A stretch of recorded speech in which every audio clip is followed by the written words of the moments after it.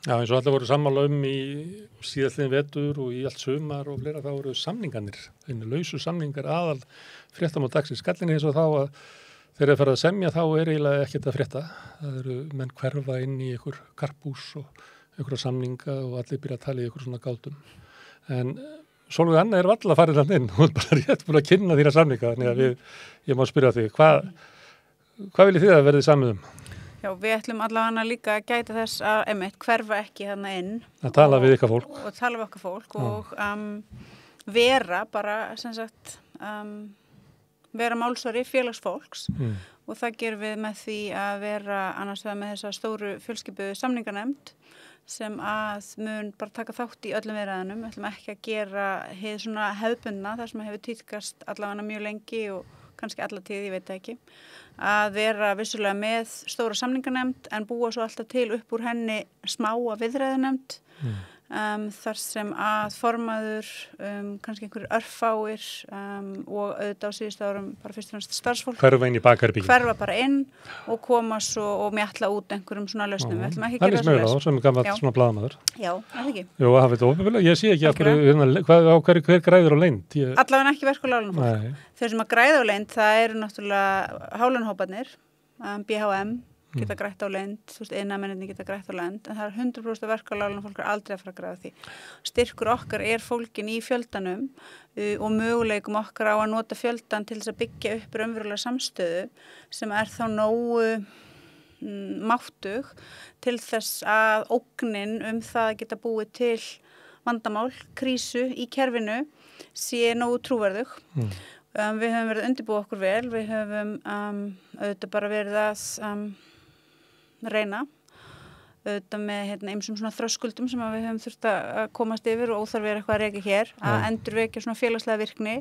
Við höfum verið á námskeiðum stórar og opnar samningaviðræður sem að kona nafni Jane McAlevey og félagar hennar hafa verið og þar höfum við verið að læra það hvernig einmitt rétt, best og árangursríkast er að nota þessa aðferðafræði en ekki þessa luktu svona business union aðferðafræði og svo höfum við þetta fundað í samninganefndinni og notað hinn opnu, hreinskipnu og lýðræðislegu vinnubrögð þar sem að skoðanir allra fá að heyrast, þar sem að við vinnum okkur í gegnum þar sem við stöndum frammi fyrir og tryggjum eftir allra bestu getu að þegar kemur að því að taka ákvörðun hvað eigi að vera í kröfugerðinni þá sé samstaða það. Og samstaðan er hvað?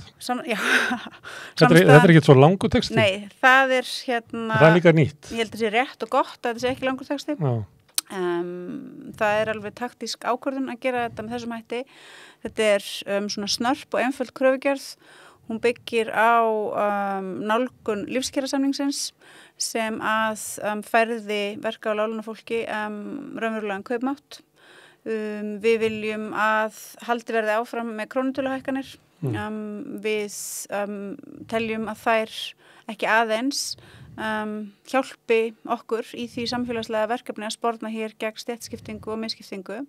Heldur þar jafnframt gott vopn til þess að stoppa launaskriðið og sérstaklega í því svona umhverfi sem að við búum í núna, hinn efnahagslega umhverfi verðbólgunar. En þið ráðuð ekki við það, ef að þið semjið krónutölu, svo koma einhverju aðru eftir og semjið eitthvað annað. Já, þetta hefur náttúrulega verið þannig auðvitað flókið vandamál og ég ætla svo sannarlega ekki að láta eins og að við getum hér knúið á það einmitt að einhverjar leyn og baktjalda samningar eigi sér svo stað vegna þess að það gerðist til dæmis í kjölfar lífskjarasamningsins að BHM fór og útbjó sérstaka nálgun fyrir sína hátekjuhópa.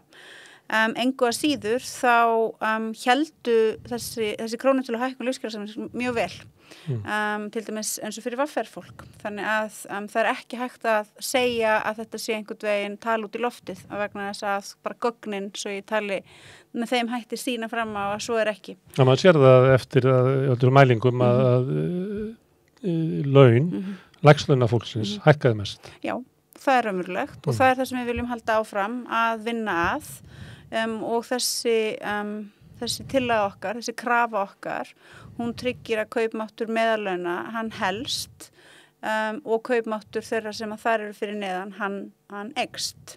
Þetta sæmilega langur samningur, styttri en lífskjarasamningurinn, 3 ár. Við teljum að það sé ekkert annað en eðlilegt og skynsamlegt að fara inn í samning sem að sé svona langur vegna þess að það gengur ekki að verka á láglaunafólk sem hefur mjög lítið milli handana, iðulega alls ekki nóg, sé í einhverju efnahagslegri óvissu og geti ekki horft fram í tíman og séð hvað í vændum. COVID-faraldurinn hann bitnaði helst á verka á láglaunafólki, það varð mest fyrir atvinnuleysinu, þau sem ekki mistu vinnuna, þau unnu undir mjög erfiðum aðstæðum, þegar voru aðstæðnar erfiðari og urðu miklu verri eins og allir ættu þetta að þekkja og við segjum það gengur ekki að hér í þessari velsæld sem að hérna ríkir eigi einhvern veginn að láta eins og það sé hagkvæmt fyrir vinnuaflið að skrifa upp á stuttan samning til þess að þurfa svo aftur að fara af stað innan skams til þess að fara að leysa einhver vandamál sem að eru raunverulega ekki til staðar. Við viljum bara gera þetta vel núna, vanda til verka. Stuttarsamningur væri það að nú ástandið þannig í samfélaginu að við getum ekki gert langasamning, þessum alltaf búið til stuttarsamning og ætlum að fresta því að fara í samningana og þið fáið þennan pening fyrir það að bíða í 1 ár, eitthvað svoleiðis. Já, væntanlega það einhver hugmynd. Ég hef ekki... Og þú hafnar því að það sé eitthvað það ástand í samfélaginu sem að kalla þetta? Já, ég held að allir hljóti á endanum að hafna því. Hér eru fyrirtæki... En af hverju þá verið að tala um þetta? Já, það góð spurning. Þú eru að spyrja einhvern annan en mig. Ég fer hérna fram fyrir samninganefnd Eflingar með einmitt kröfugerð sem að snýst að fá 3 ára samning. Þannig að ég Ok, en má ég spyrja kröfugerðina? Þið mæti með, og þið mæti með, var ekki 167.000 krónur? Jú, þetta já, 167.000 krónur. Sem að maður þarf að reikna með að sé eiginlega á verðmæti krónunar eftir 3 ára, ekki? Já, við tökum tillit til þess í okkar kröfugerð að skoða verðbólguvæntingar og viljum að það fari inn forsendu ákvæði sem að sé þannig að ef að verðbólga fari 1% fram yfir þær spár sem að eru að þá þurfum við að opna samninginn og bæta það.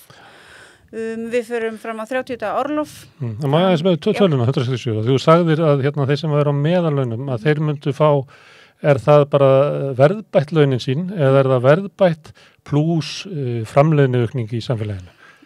Og hvar liggur þetta? Hvað það segjum að... Mörkin eru það bil í kringum 700.000. 700.000? Já, það það sem að eru meðal laun það bil samkvæmt bara þeim opinberu tölum sem að stuðst við.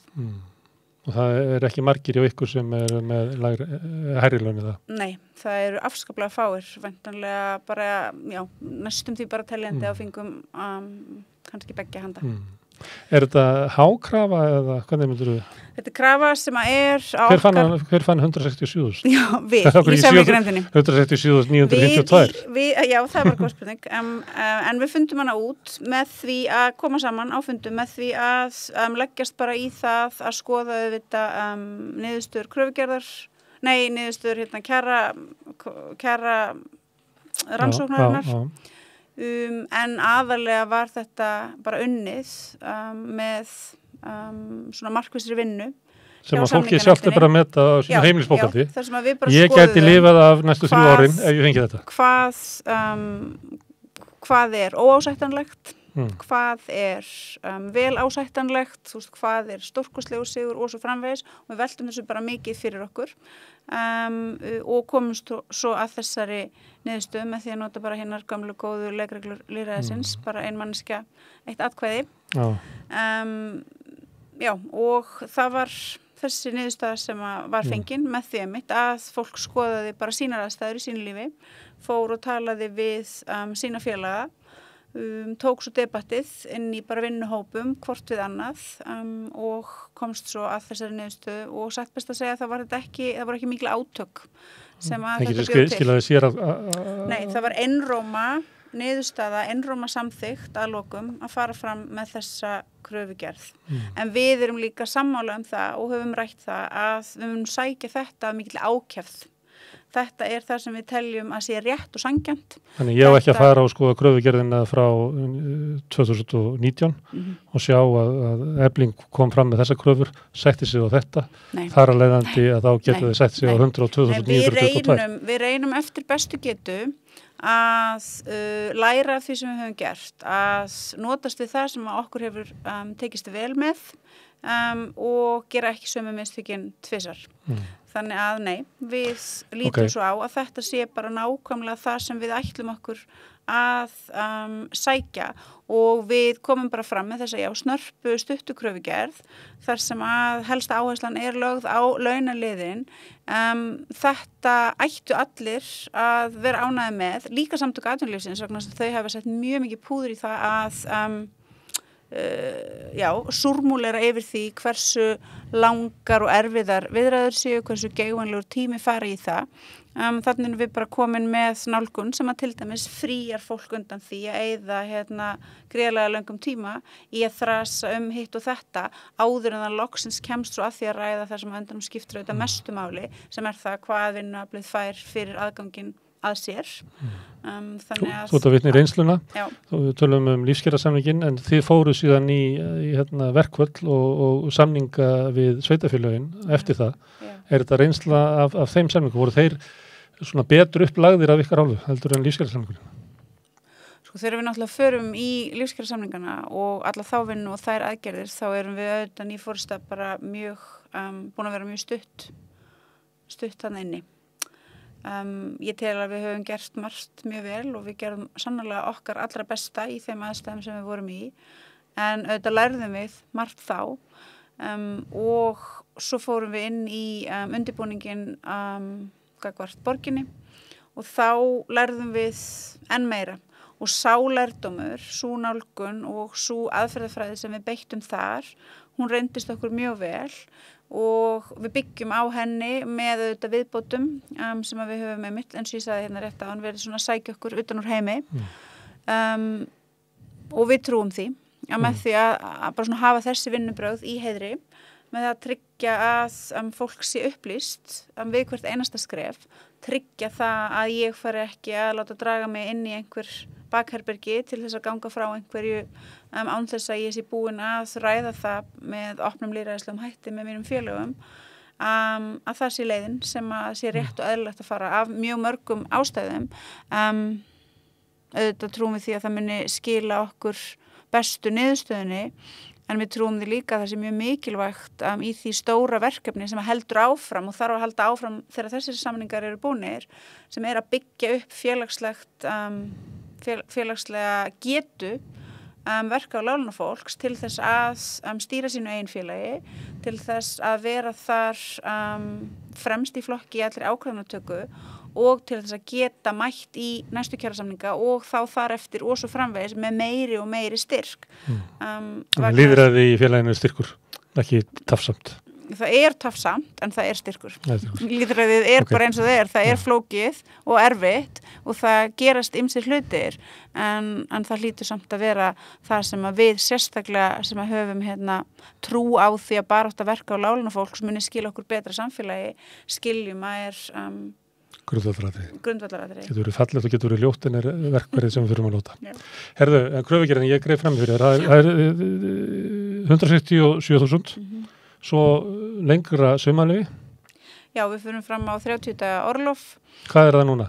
Það 24 dagar á almenna markaðnum og svo eftir mjög langan tíma, ég man ekki nákvæmlega hvað langan, hvort það 5 ár, þá dettur einn aukadagur, en það þegar búið að semja 30 daga orlof fyrir fólk á opinbera markaðnum. Þegar við skoðum niðurstöður kjarakönnunarinnar þá sjáum við Eflingarfólk segja frá mjög miklu álagi í sinni vinnu, þannig að við segjum það þarf að koma til móts við fólk, það þarf að tryggja fólki bara gott frí og þetta þáttur í því og það gengur ekki að hafa hóp verka á láglaunafólks á einu markaði með ríkulegri orlofsréttindi heldur en aðrir eru með, það eitthvað svona rangt við það. Þessi 6 dagar sem gætu viðbútt, það eru virkidagar, þannig við verum að tala rúma viku í viðbútt. Já. Og þetta var einmitt bara niðurstaða sem að fékkst með því að pæla í því hvað sannarlega væri verðmætt fyrir félagsfólk Eflingar að fá, við teljum að þetta sé sannarlega verðmætt við auðvitað förum fram á að tafir vitleysa afvegaleiðingar í varðandi viðurlög við launaþjófnaði að sá leiðinlegi og ömurlegi leikur hætti og að fólk... En það ekki það sem við þurfum að semja við ríkið? Nei, við... refsingar og... Nei, við náttúrulega segjum núna að við viljum semja þetta við Samtök atvinnulífsins. Það var uppleggi sem við fórum með 2019. Það er fyrirmynd til dæmis í samningum sjómanna févíti verði launamaður fyrir launaþjófnaði. Þannig að það er ekkert sem að mælir gegn því að það sé ekki tekið þarna. Já, reynsla okkar auðvitað af því að taka þetta einhvern veginn á vettvangi stjórnmálana er svo að stjórnmálin afsöluðu allri ábyrgð, beinustu leið aftur tilbaka til Alþýðusambandsins og Samtaka atvinnulífsins og svo fór sú vinna að okkar mati á fáránlegan stað og við gátum ekki sætt okkur við þá niðurstöð. Rambrot í sandinn? Já, hún það náðist niðurstað og hún var ómögulega okkar mati. Verri en sú sem að sú staða sem að nú er uppi. Þannig að við ætlum að taka þetta inn á þetta borð. Við segjum í kröfugerðinni að við viljum af fullri alvöru ræða möguleikana á því að hægt sé að stytta vinnuviku verka- og láglaunafólks á almenna markaðnum án þess að það bitni á fólki á vinnustöðunum, án þess að það orsaki þá bara enn meira álag og svo framvegis. Eins og hefur raunin til þess á leikskólum og svona mikil vandræði. Sannarlega. Og bitna ofta á þeim sem er kannski á lægstu laununum að þau takja á sig meiri vinnu. Já, fólk sem að vinnur annars vegar við það annað lifandi fólk eða þú veist við framleiðslu þar sem þú ert að nota vöðvaaflið þitt og heilan á þér bara í hverju einasta handtaki er með viðveru. Stytting vinnuvikunar til dæmis hjá þessu fólki umönnunarstéttum eflingar fólks hjá hennu opinbera hefur því miður iðulega verið leyst með því að álagi bara ekst á þá sem að þá eru eftir. Og ef við skoðum niðurstöður þessara könnunar og horfumst í augu við það að nú þegar er fólk undir mjög miklu álagi þá þýðir ekki bara að klippa einhvern veginn burt, einhvern part og segja að þú getur farið en þá er sú manneskja sem er eftir bara að rogast enn þyngri byrðar. Þannig að það þarf að gera þetta, það þarf að nálgast þetta verkefni að fullri alvöru og með virðingu fyrir fólkinu sem að vinnur vinnuna. Þetta má ekki bara vera einhver glæsileg niðurstaða á blaði sem að þýðist svo ekki inn í hinn efnahagslega raunveruleika sem fólk lifir í. Þannig að þetta eru svona stóru atriðin sem að við viljum ræða. Þetta er fjölmargt annað sem að bara alltaf kemur til tals við samningaborðið en þetta eru megin atriði kröfugerðarinnar. Svona í aðdraganda samningana svona síðasta árið og jáfnvel meira það var svolítið talað það í næstu samningum yrði kannski stóri samningar við ríkisvaldið af því að menn voru svolítið að tala sig inn á það síðan hefur bara efnahagslífið bara þróast öðruvísi þannig að það held ég sé allir sammálum að það bara vel hægt að sækja töluvera launahækkanir af því að bara efnahagslífið er sterkt og fyrirtækin eru moldrík og greiða svo mikinn arð og allt það. En í aðdraganda það var svolítið mikið talað að það var reiknað með svona stóru samningu til ríkisins. Það er engar kröfur á ríkið á þessum blöðum og ef að segjum að hluti verkefnisfélagana semjum skammtímasamning en þið viljið fara í langtímasamning, mögulega náið því, ég veit það ekki, en þið hafið þá litla samningsstöðu gagnvart ríkinu sem eitt félag, þótt þessi stórt félag. Við erum mjög stórt félag. Og ekki bara erum við stórt félag, heldur erum við risastórt félag sem er konsentrerað á höfuðborgarsvæðinu. Mikilvægasta efnahagssvæði þessa lands. Hér verður gróðinn til. Hér býr þessi risastóri hópur af fólki. Þetta er höfuðborg landsins. Ég hef þá afstöðu að félag eins og Efling eigi einfaldlega heimtingu á því að á kröfur félagsfólks er snúa að betri lífsskilyrðum heilt yfir þá líka gagnvart ríkinu á þær verði hlustað. Við ætlum að útbúa kröfugerð sem að snýr að málunum sem að ríkið hefur á sinni ábyrgð. Það auðvitað má fyrst nefna stöðu leigjenda. 50% félagsfólks Eflingar er á leigumarkaði. Þar hefur verið stórkostleg aukning á síðustu árum þar sem að það fyrir sífellt fækkandi í hópi eflingarfélaga sem að búa í sínu eigin húsnæði og að samanskapi stækkar sífellt sá hópur sem er fastur á leigumarkaði. Eins og öll vita og eins og þið voru hér að ræða áðan þá náttúrulega eru þær aðstæður sem að leigjendur búa við algjörlega óviðunandi vegna þess að efnahagslegri yfirstétt hefur bara verið hleypt í húsnæðismarkaðin til að gera hann að sínu prívat gróða leikfangi. Þannig að ég skilu þetta og ég ætla ekki að láta eins og ég skilið ekki að fari svo að menn klári samninga og að við höldum áfram í þeirri fullvissu að við getum gert betur fyrir okkar fólk, þá að sjálfsögðu staðan önnur heldur en ef að stór félög og mörg félög fara sameinuð fram og reyna að sækja ekki aðeins á það sem að fólk á inni af hagvöxtinum sem að vinna þeirra skapaði hjá atvinnurekendum, heldur það sem að fólk á líka heimtingu á í þessu samfélagi sem að vinna þeirra heldur uppi. En ég ætla samt ekki að segja að ég trúi því ekki að við getum náðu langt vegna þess að við erum mörg, við erum mjög mikilvæg. Eflingarfólk er ómissandi fólk í þessu samfélagi. Vinnuafl þeirra er eftirsótt, það er skortur á vinnuafli, við skulum ekki láta eins og við skiljum ekki þessar stóru svona hreyfingar í samfélaginu okkar og hvað afleiðingar þær eiga að hafa og vegna þess að það hlýtur að vera löngu tímabært að ríkisvaldið einfaldlega axli sína ábyrgð gagnvart verkálánafólki, gagnvart því fólki sem er fast á leigumarkaði, gagnvart því fólki sem að borgar allt og hátt hlutfall af sínum tekjum í skatta, gagnvart því fólki sem að býr viðvarandi framfærslu halla á sínum heimilum, fólki sem að er alltaf í skugga fjárhagsafegna, getur ekki tryggt sér og börnunum sínum góða og mannsæmandi tilveru. Hversu lengi ætla stjórnvöld að láta eins og þessi raunverulegu vandamál séu ekki eitthvað sem að þau eigi að leysa. En nú er eitt sem þetta drjúg, að þú segir að 167.000 er það sem að þið ætla að ná. Vanalega er þetta þannig að verkalýðshreyfingin kemur fram með kröfu, segjum 167.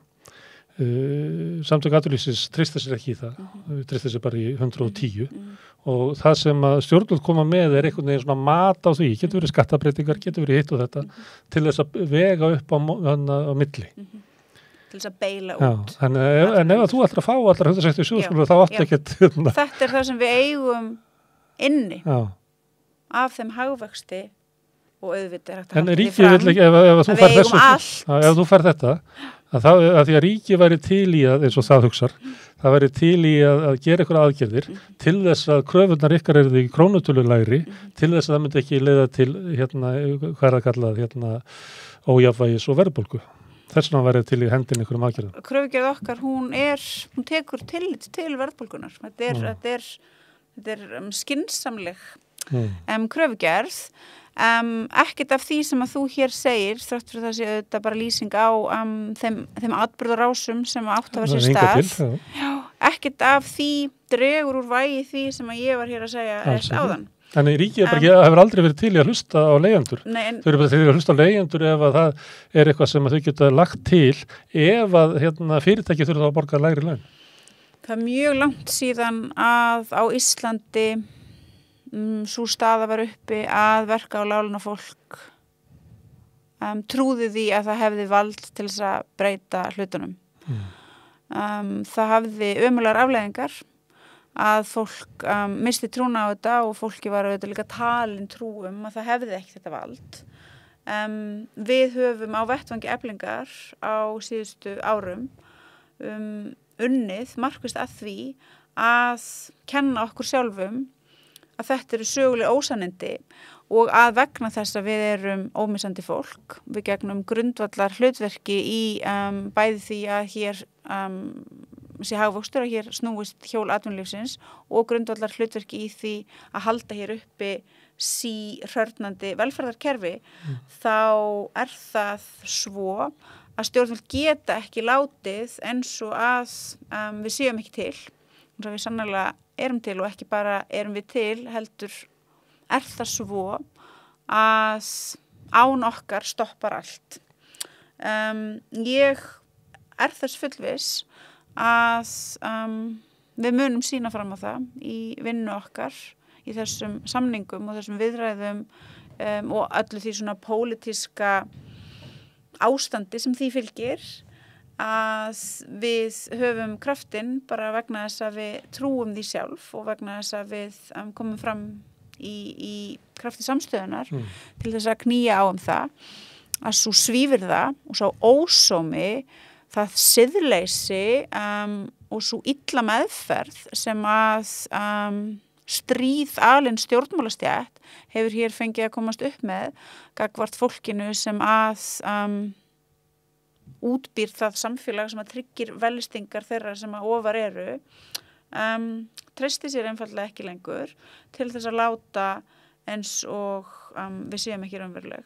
Ég held að það fyrsta sem við þurftum að gera var að horfa á hvort annað og horfa í speilin og viðurkenna mikilvægi okkar í efnahagskerfinu, verðmætaframleiðslunni. Og þau vilja berja saman og þegar við erum búin að því, þá trúi ég því af öllu hjarta að við erum raunverulega óstöðvandi. Þið en þú myndir samt vilja hafa hina með þér. Það sem ég vil mest af öllu er að eflingarfólk, að fleiri og fleiri eflingarfélagar komist á sömu skoðun og ég og félaga mínir. Að fleiri og fleiri eflingarfélagar gangi til liðs við það verkefni sem að við erum í, sjáu að það er ekki aðeins þeirra hagur að taka þátt í því, heldur mögulega þeirra skylda, bara gagnvart sjálfum sér, fjölskyldum sínum, afkomendum og svo framvegis. Þú ert að lýsa eins og þegar við Ég ætla ekki að þykjast vera barnaleg og halda því fram að stórt samflot öflugra félaga sé ekki líklegra til þess að skila hraðari og mögulega meiri árangri. En fólk verður þá að vera sammála hvaða kröfur á að setja fram og fólk verður að vera sammála aðferðafræðina sem á að notast við eins mikið og hægt er í það minnsta. Og gera svona samkomulag eins og mér finnst þú verið að lýsa inn í ykkar hópi, þar sem að þið gerir því samkomulag að vilja leggja fram þessar kröfur, vilja leggja á ykkur mikið til þess að ná þeim og ætla að berjast fyrir því saman. Já, ég held að það hljóti allir að vera sammála það, að þetta er það sem að skila mun mestum árangri. Ég held að það hljóti allir þrátt fyrir að fólk hafi auðvitað mismunandi afstöðu til þess hversu svona mikinn tíma og orku á að setja í þetta. Það hljóti allir að vera sammála að þegar að svona verkefni fer af stað, þá sérstaklega þegar það hefur sýnt sig og sannað að það skilar raunverulegum árangri, þá sé það ekki bara besta leiðin til þess að fara heldur jafnframt svo árangursríkasta. En við erum náttúrulega við erum að byrja. Það hefur reynslaður sem þið fóruð í verkvöld og það er upplifun hópsins að það hefur skilað miklu árangri. Það er ekki bara upplifun hópsins, heldur er það líka útreiknað af reiknimesturum þeirra sem að stjórna þessu samfélagi, meiri segja að þeir geta ekki komist fram hjá því að reikna það út í Excel-skjölunum sínum að þetta skilaði árangri. Hvers vegna? Jú, út af því að verka- og láglaunafólk er grundvallar fítusinn í efnahagskerfinu sem við búum inn í. Ef að verka- og láglaunafólk berst sameinað og áttar sig á því að það er grundvallar fítusinn, þá er sífellt erfiðara fyrir þau sem að vilja bæla niður þetta afl af ýmsum pervertískum ástæðum að gera það. En aftur ég segi það, þessi vetur er bara rétt að hefjast. Þá á þetta margt eftir að gerast. En það sem ég veit í það minnsta að mun ekki gerast er að samninganefnd Eflingar muni láta draga sig inn í eitthvað baktjaldamakk þar sem að fólki eru svo færðar einhverjar fyrirfram ákveðnar niðurstöður án þess að það sjálft hafi haft nokkra aðkomu að því að komast að þeim. Það verður fróðulegt og gaman að fylgjast með þessu. Takk fyrir. Takk fyrir að koma hérna og segja okkur frá kröfugerðinni og þeim aðferðum sem þið ætla að beita. Við ætlum að núna fara í allt annað stríð, það í Bandaríkjunum, kosningar í Bandaríkjunum, stjórnmálarsveitir þar, Magnús Helgason kemur þetta til Reykjavík.